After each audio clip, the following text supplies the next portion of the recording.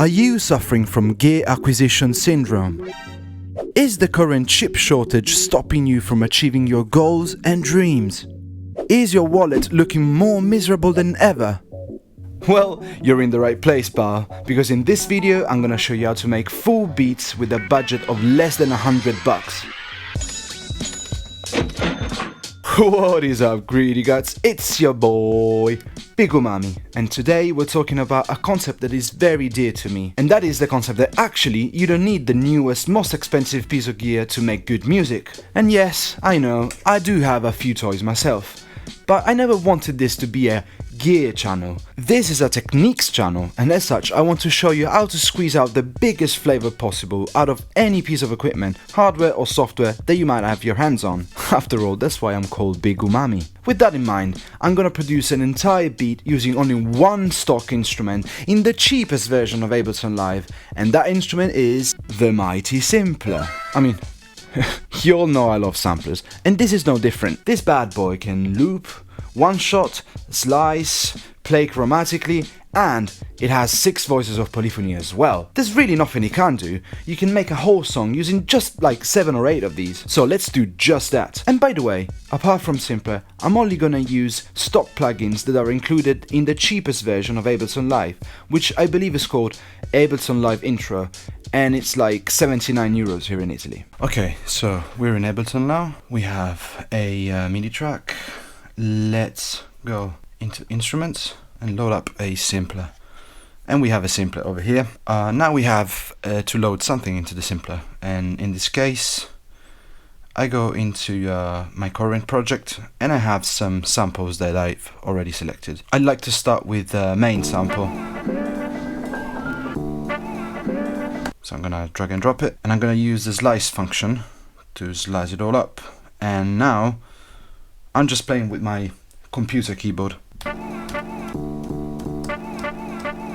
and I'm gonna get rid of the slices that I don't need. As I said, I'm gonna get rid of all of these which I don't need. Let's try and sounds good like this.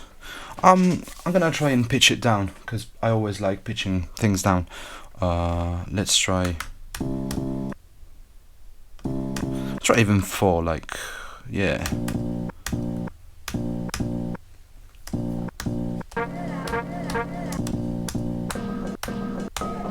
Also, I don't need this one. Okay, let's try and record this now. Oh, forgot the metronome again.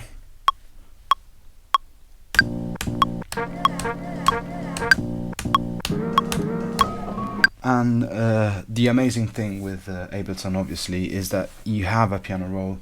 You can adjust all of your wrong notes, especially if you're working with something like a computer keyboard and you don't have like a MIDI controller, and you're not a good pianist, you're not a good finger drummer or anything. You can always adjust it, and that's what I'm gonna do here. So I'm gonna select with Apple plus A, so that selects it all, and then I'm gonna do Command or Apple Shift U, and it's gonna open up a dialog. It's gonna ask me what kind of quantization I want. 1/16, it's fine. Adjust note only on the start. Amount 100%. Let's try it like this.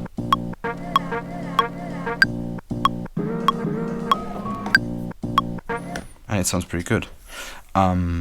Let's go and see if warp is enabled. Yes, warp is enabled.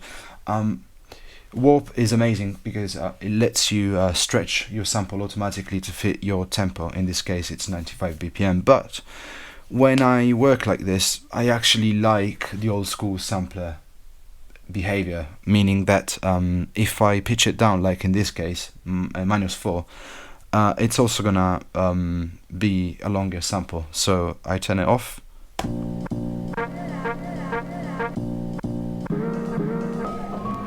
Let's move on with the new MIDI track. Okay, and then again we go into current projects, and let's load up a kick. Straight away I can see here there's a bit of space at the very beginning, so I'm gonna cut it up let's see what it sounds like. Oh, what happens is it plays notes chromatically, and in this moment, as you can see, Z and X on my keyboard are my octave controls, and as you can see now, it says right here, these are your octaves, and the root note by default is C3, and I was on like C1, so that's why you get this. So this is the correct note. I'm gonna shorten this a little bit. I'm gonna adjust the sustain. Also, it's a bit too bright, and I'm gonna use some filters. Filters in Simpler are amazing because you actually have some emulations of famous filters. I love the MS2, which is the Korg MS20 filter, basically. I'm gonna cut it all the way down. Yeah, that sounds good. And you can drive it as well, so yeah, you get some punch out of it. That's nice. Yes, I've created the kick drum track, but without any like snare reference. I don't like to lay it down without the snare, so let's insert another MIDI track.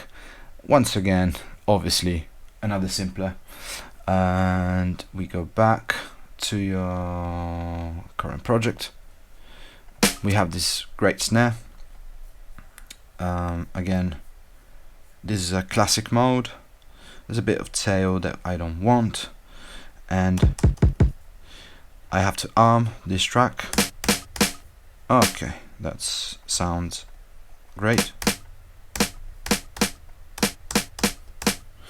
Let's turn the filter on as well. So the filter is on. Let's turn the drive up,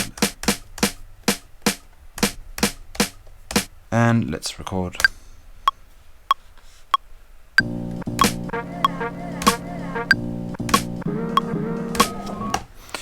So I could have just as easily just laid all these notes right on 1 2 1 4 2 2 and 2 4, but you know, what's the fun in that?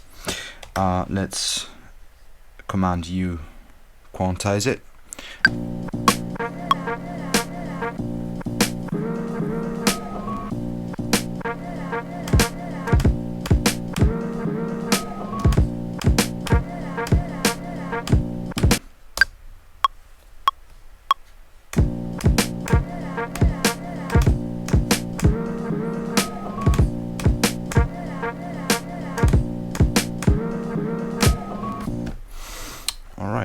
And in this case, I'm not gonna like hyper quantize it because I still want some swing on the kick drum. Okay, again, Command Shift and U will open up your quantize dialog, and this time the amount can be like 40%, so it's not gonna quantize all the way. Press Command and U again, and as you can see,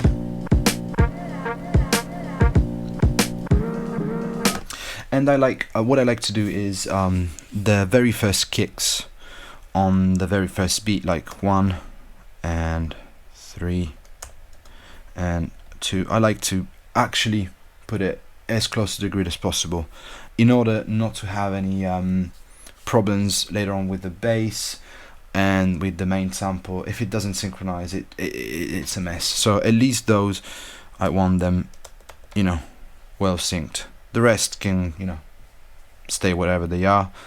I'm probably gonna adjust them a little bit.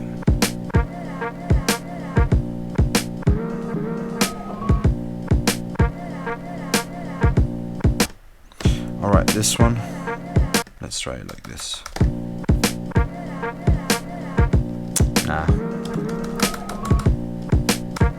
What I'm doing here is I'm pressing Command plus the arrow keys, left and right, and this will give you the ability to move the note off grid, basically. So there you go. Okay, now we need some hats. Alright, insert MIDI track again. Wow, Simpler again. And I've got this file here. Now, I know what you might be saying right now. Okay, Simpler is great, it can do lots of things, but it doesn't really work if you don't have good samples. And you'd be right. That's why I'm listing a few websites down in the description box below, where you can find some good samples, sometimes even free samples that you can use in your own productions. It's worth mentioning though that all of the samples that I'm using in this video are completely homemade by me, they're copyright free, and will be available for download to all my patrons. Again, the link is in the description box below. Also, if you don't care about the samples and other bonus materials, or maybe you don't like the subscription model of Patreon and you still want to support me, you can do so at buymeacoffee.com/bigumami. In fact, big shout out to Zach Fractal and Dust Beats because they both bought me a coffee last week. Thank you very much, guys. Anyway, back to regular programming. Alright, so this file has 3 different types of hi-hats altogether, and the way I'm using this, it's like the same way I would load a big file into the SP404. Basically, you get a file with a lot of drum hits on them, and then the SP404 will automatically slice it, and that's exactly what the Simpler does as well. So you press on slice, and you gotta be careful with this, because if you remember with the main sample here, the root note was a C3, but now let's see where I am right now. Yeah, I'm in C3. You see, if I do this, nothing happens because the root note in slice mode is C1. So you go down 2 octaves pressing Z, and we got this. So the cool thing about this is that all of these notes will automatically choke each other out because there's slices. So that's the preferred mode. You can actually change this. We have mono, poly, and through. So if you do like poly, they can play together. If you can do through, you see, like even if you press on the first slice, it will go on until you press something else. We don't want that. We want mono. So let's record this.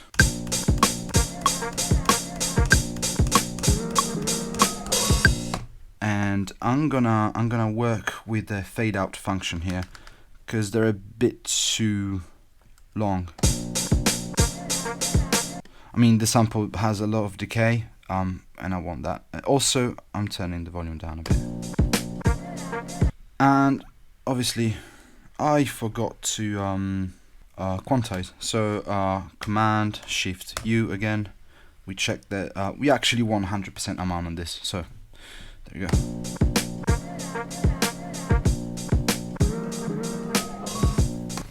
This sounding a bit weak though, so I'm gonna find some other hats that have a bit more transient to them. We have, let's see, yeah, I got this that I preloaded. And the one thing that we can do is actually we keep Option pressed, and then we copy and paste this, and then we do a Command plus A. We select all the notes, and then you press Shift and arrow key up, and it goes from C1 to C2, and then again from C2 to C3.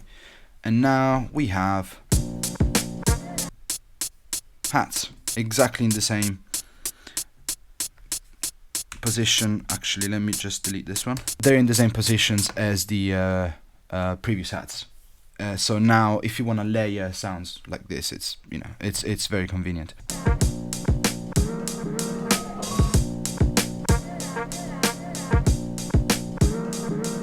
Okay, we need a bass now. Once again, MIDI, Simpler again, and we load up this bass. Now, let's hear what it sounds like. Of course, it's C1, so it's too low.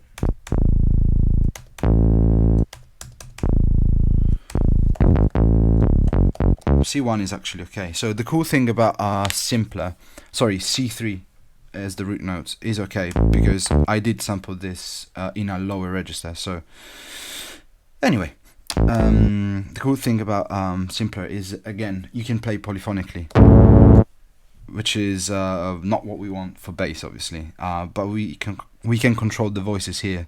So I'm gonna select one, and and I want some kind of glide as well. You can glide in Simpler, which is fantastic. Not all samplers actually have this. So glide.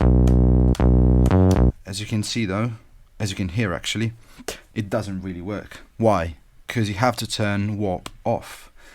I don't know why, but now it works. And that's why I don't really like warp. I like the old school way, you know, with samplers. When you pitch down, the sample stretches, and vice versa, you know. Whatever. Anyway. Okay, so I'm cutting the very first part of this sound. I'm searching for a zero crossing. I found it. Sounds pretty good. I'm gonna turn the filter down a little bit. MS2.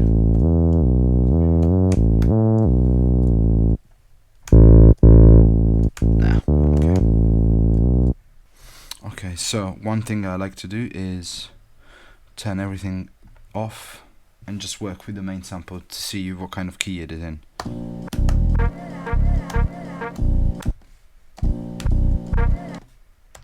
Let's turn the octave up.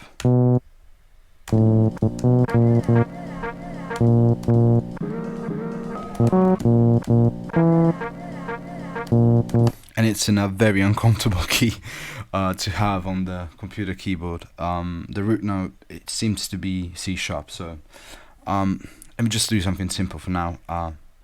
Let's turn the octave down a couple of octaves again.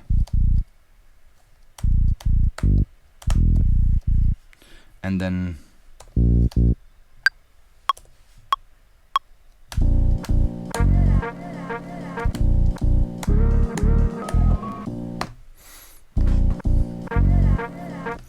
okay.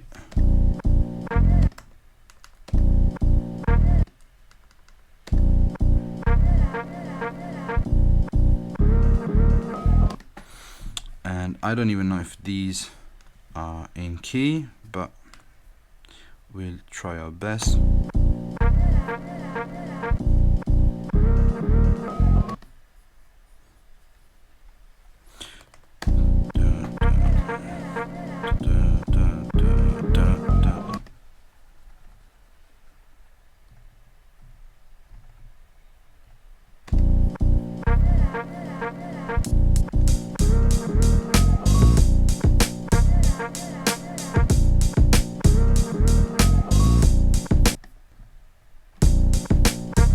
So what I did here is I extended the previous note in order to bleed into the second note in such a way that it creates a glide. So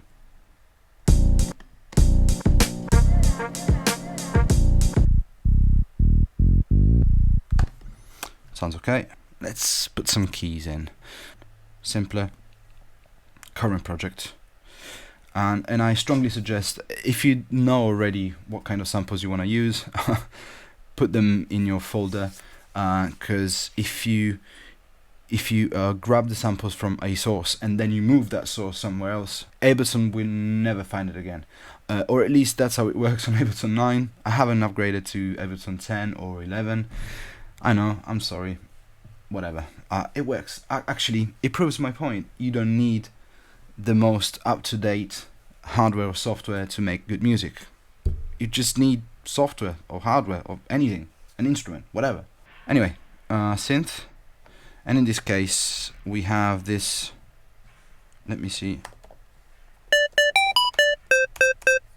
right, so classic mode, warp on, I guess, voices 6, and release.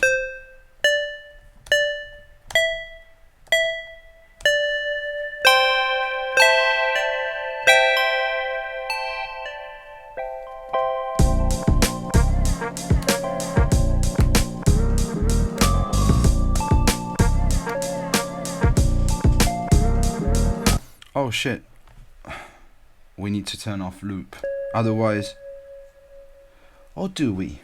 Because that sounded not bad at all. You hear that?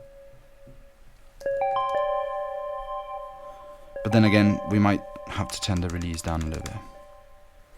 So,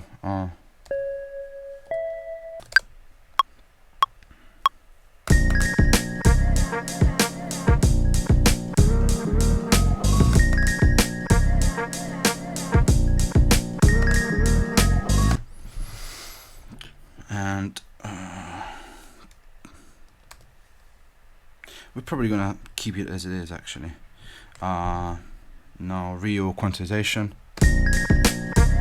and I'm gonna send it to my delay, and that actually is a good segue into my next section, which is effects.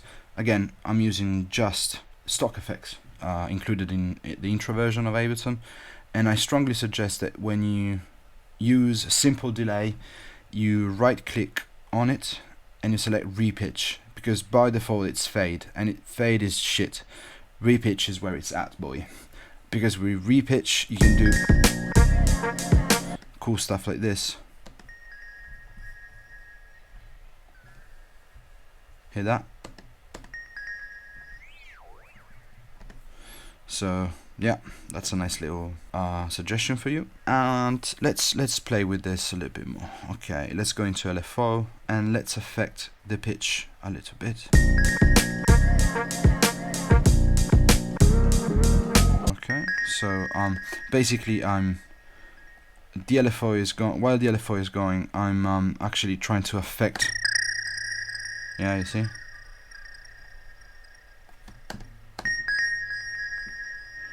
Both the filter and the pitch to give a little bit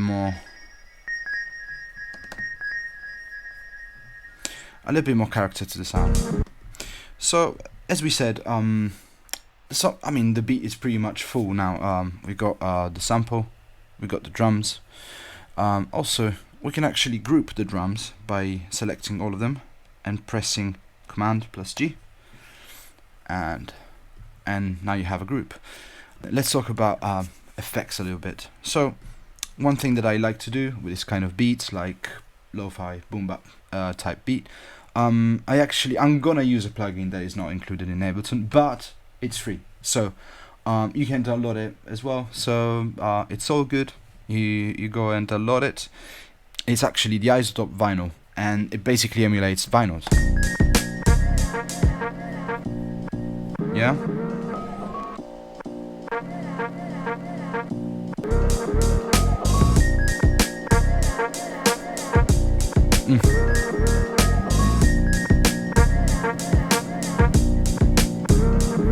I'm gonna use the same effect on the synth as well.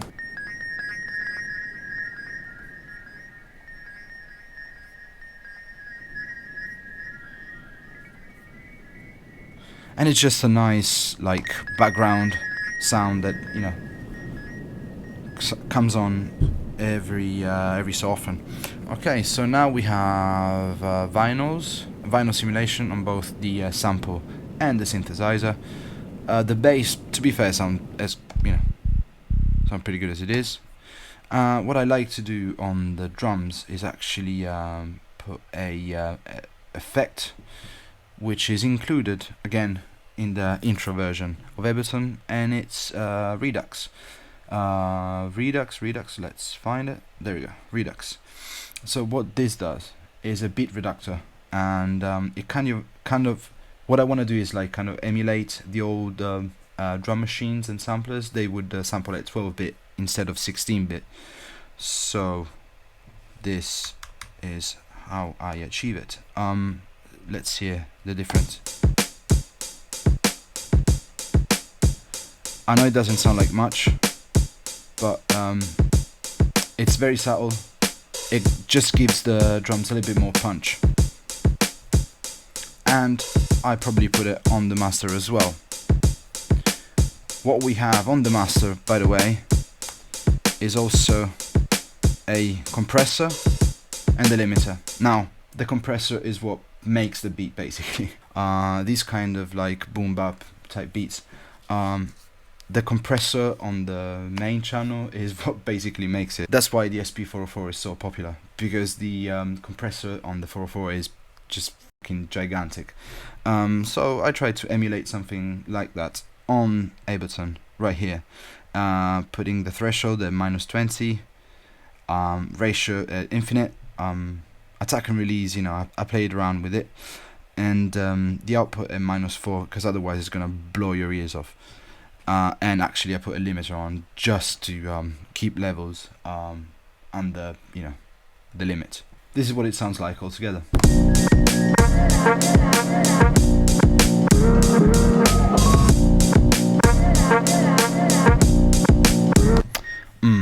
I wonder if that vinyl simulation on the sample isn't doing more damage than good. Let's turn it off.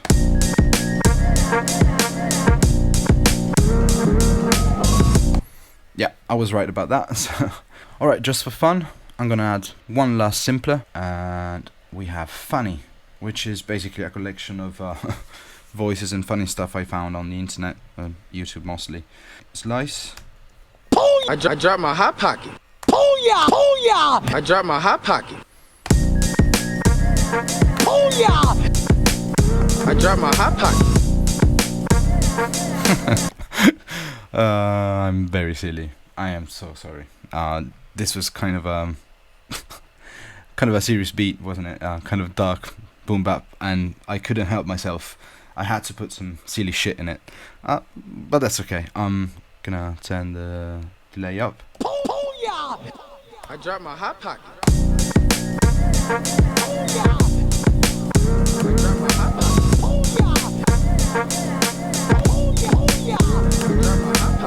So now I'm gonna basically arrange all of these clips into a song, or like at least a full beat. Also, as a bonus, I'll be using my MIDI controller to control some effects, maybe launch some clips. While it's really useful to have a MIDI controller, you don't strictly have to have it.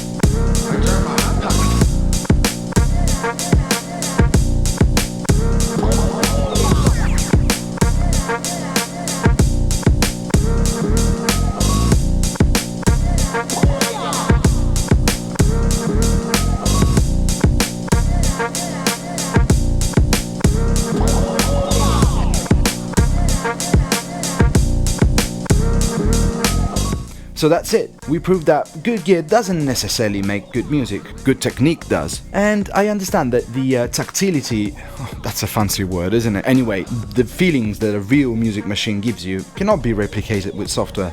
And you know, that's why I have all of this. But if you're just beginning to make beats and you already own a functioning computer, I really can't find a logical reason for you to go straight to hardware. For 79 bucks, you have something that is arguably more powerful than any samplers on the market right now. And as you progress with beat making, by all means go crazy, buy whatever you want. I'm not your mum, I'm just your daddy. Your sugar daddy. Anyway, this is it for today. Check out this video for more Ableton stuff, check out this video for more hardware stuff, and please like and subscribe. Also remember, you have project files and samples for this video on my Patreon page. If you don't want to commit to Patreon, there's Buy Me a Coffee on buymeacoffee.com/bigumami, blah blah blah blah blah blah blah blah blah, and I'll see you next week, yeah?